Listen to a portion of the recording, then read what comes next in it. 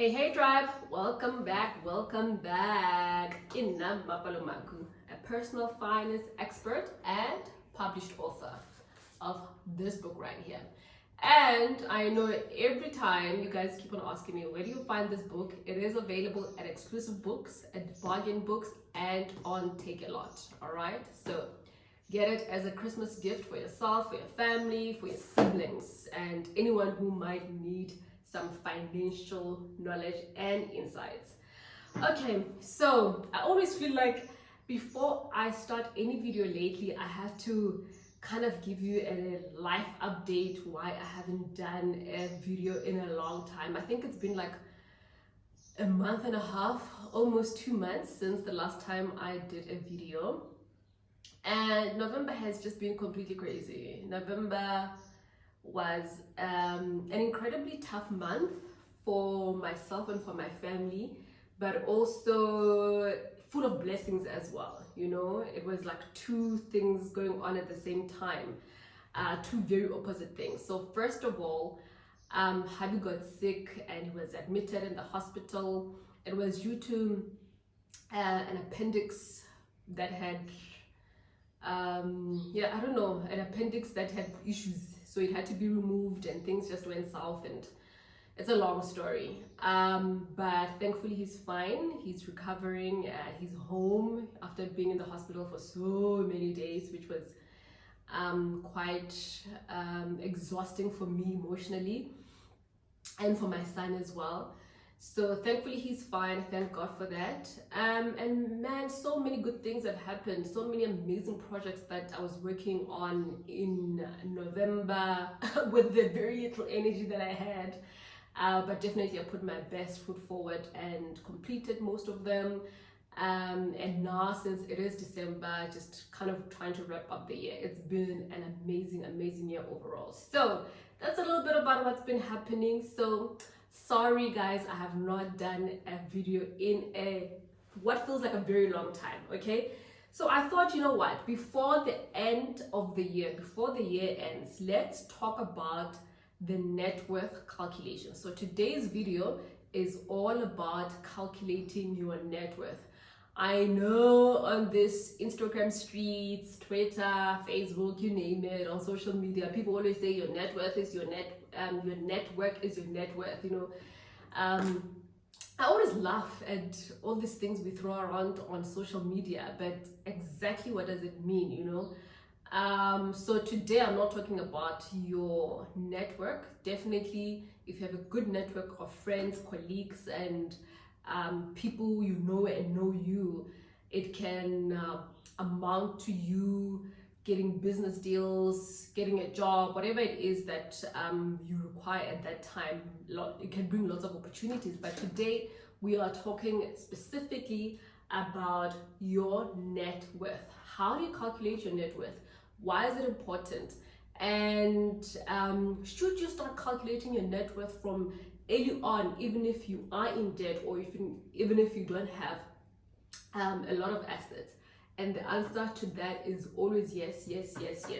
Okay, so first let's start off by explaining what the net worth calculation is. Okay, so your net worth is basically your assets minus your liabilities. So what you own, the things that will bring you an income, the things that will bring you dividends, interest income, or things that will appreciate over time, those are your assets. Okay, then on the other hand, your liabilities are those things that just take money away from you.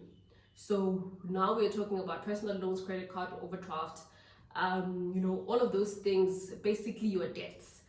So when you add all your assets and you add all your liabilities and you say your assets minus your liabilities, that gives you your net worth. Okay, I love this calculation. I absolutely love the net worth calculation. I remember I started doing the net worth calculation literally when I was in varsity. Okay, I mean, I did not have a lot to my name. Okay, all I had was pocket money and some money that I would get from doing promotional work from time to time, most weekends anyway. Okay, but I loved the concept of doing this calculation so much because You know, we all dream about becoming millionaires, multimillionaires, billionaires, whatever the case is. But how often do you actually calculate how far are you from your goal? And I mean, that when I was in varsity, it like that goal and that dream was very, very far. But as you progress along your career, it helps you become aware of your decision making and the actions that you're taking. That's why for me, it's such an important calculation, not just to show you on paper or just to, you know, to think, oh goodness, I don't have much, so I'm just gonna not consider it. But doing that net worth calculation on a yearly basis, you're actually encouraged to do it at least once a year or twice a year if things are moving rapidly for you. But definitely once a year, you must calculate your net worth. For me, what it did, right? For me, what it did, it just got me excited to say, you know what, one day I want to have so many assets that my net worth automatically is higher, right? So it allowed me and made me realize that by having more assets, my net worth will always be higher. So in terms of my decision making, in terms of my actions, I have always tried to keep my liabilities as low as possible. Like, guys, I don't have any debit orders that I haven't thought about, you know, except for like fiber. I don't like debit orders. I just, oh my gosh, they give me a proper headache, you know. For me, if the question is always anytime I need to pay for something, I'm like, okay, can I pay for it for the whole year, you know, so I don't have to think about it. I don't want people coming into my account. It stresses me, okay? I just hate debit orders. So even with debt, I was always very adamant from a very young age that I will not have debt. Of course, you know, your bond, if you can buy a car cash and save up for many years, definitely do that. But obviously those are the two biggest expenditures that sometimes you can't quite run away from. But anything else, guys, anything else, you literally have the power and the control not to get into that type of debt. And this is what I'm talking about: credit card debt, overdraft debt, personal loans. Don't come at me and tell me about student loans and whatnot. I'm not talking about that. Those things, obviously, a lot of people need. Business loans, you definitely need to advance yourself. But I'm talking about store clothing accounts. You do not need those in your life. My motto is, if I cannot pay for it cash, then I absolutely cannot afford it. And I'm talking about furniture, I'm talking about clothing, I'm talking about, you know, like small things, man. And I think I've said this over and over and over and over again. You probably are tired about it now. But literally, even when we moved into our house, we kept the same furniture for such a freaking long time. It was painful. But we wanted to make sure that everything we buy cash. So if you come into my home, even if it's looking shabby or if it's looking amazing, you know that the chair that you're sitting on, it was paid for cash. You know that the desk that you see was paid for cash. You know that the sofas, every single thing you see was paid for cash. If it's looking shabby at that point in time, it means I'm still yet saving for it. It means that I am putting money aside to make sure that when I do own it, it is mine and does not belong to some creditor, does not belong to some bank. It just does not make sense, okay? So for me, doing the net worth calculation has helped shape my thinking around debt and versus assets, okay? And for me, the biggest advice I could possibly have, outside of course, try to buy as much of your things cash as much as possible. Of course, like I said, car, house, it's a bit of a challenge, and normally the interest rates on those are slightly lower than the rest of the other debts, okay? The other advice that I can have for you is, if you are a first-time home buyer or you are thinking of getting yourself a car, okay? Because these are the biggest expenses, these are the biggest line items that take away a lot of money from your budget. If, for example, your bank tells you that you qualify for a 3 million rand house, or a 2 million rand house, or a 1 million rand house, or 5 million rand house, 10 million rand house, rather go for something that you can afford. And affordability and qualification are completely different things. Sure, you can go and say, okay, I do qualify for this, and yes, you probably have the money for that. But remember, when you buy something so for example, let's say you qualify for 3 million, and you tell yourself, okay, I qualify for 3 million, but you know what, I'm gonna go for a 2.5 million rent house. It gives you room to breathe. It gives you space to feel like, oh goodness, if God forbid anything happens and things become tight, you will still be able to meet your monthly obligations on that bond. Same thing goes for your car. Never buy a car at your maximum. Never go for if you can afford 500,000 rand car, or you qualify for a million rand car, never buy it at that level, okay? Because then you are taking away all the extra cash that you can possibly have, and that extra cash, that's the one that you need to use towards your savings, investments, and making sure that you're building up your net worth, okay? Remember, the goal is that your assets become more than your liabilities, that your assets eventually give you an income, that your assets give you dividends, that your assets give you rental income, or pay you some sort of interest. That is the goal, tribe. That is the freaking goal, okay? And so, like I said, I started doing the net worth calculation at a very young age, and literally it has shaped me in terms of, number one, the advice that I've just given you, in terms of buying a car, in terms of buying property. I have always, and me and my hubby always buy for less than what we qualify for, because at the end of the day, if you go to the very maximum, you end up imprisoning yourself. Right? The very same things that are meant to give you joy and happiness and give you freedom, then you become a prisoner of them. And what do I mean by that?